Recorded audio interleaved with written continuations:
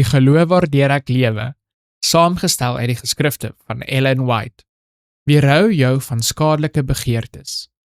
Geliefdes, ek vermaan julle as bywoners en vreemdelinge om julle te onthou van vleeslike begeertes wat stryd voer teen die siel. 1 Petrus hoofstuk 2 vers 11.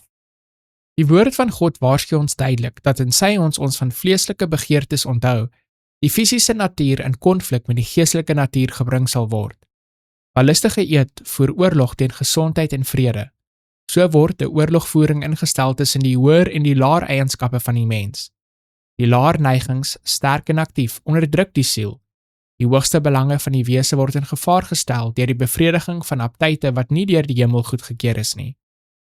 Gesondheid, karakter en selfs die lewe word in gevaar gestel deur die gebruik van stimulante wat die uitgeputte energie tot onnatuurlike, spasmodiese inspanning prikkel. Sekere speserye is skadelik van aard. Mosterd, peper, pickles en ander soortgelyke dinge irriteer die maag en maak die bloed koorsig en onrein. Tee en koffie voed nie die stelsel nie.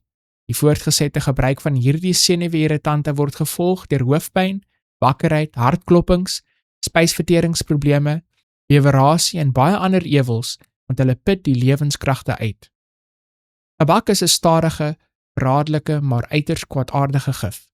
In watter vorm dit ook al gebruik word, dit beïnvloed die konstitusie. Dit is des te gevaarliker omdat die effekte daarvan stadig en aanvanklik skaars waarneembaar is.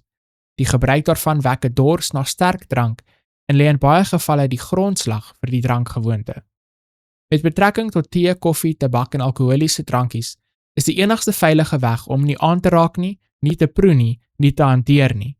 Ware matigheid leer ons om heeltemal afstand te doen van alles wat skadelik is en om oordeelkundig te gebruik wat gesond is. Die Gees van God kan ons nie help om Christelike karakters te vervolmaak terwyl ons begeertes volg en ons gesondheid beskadig nie.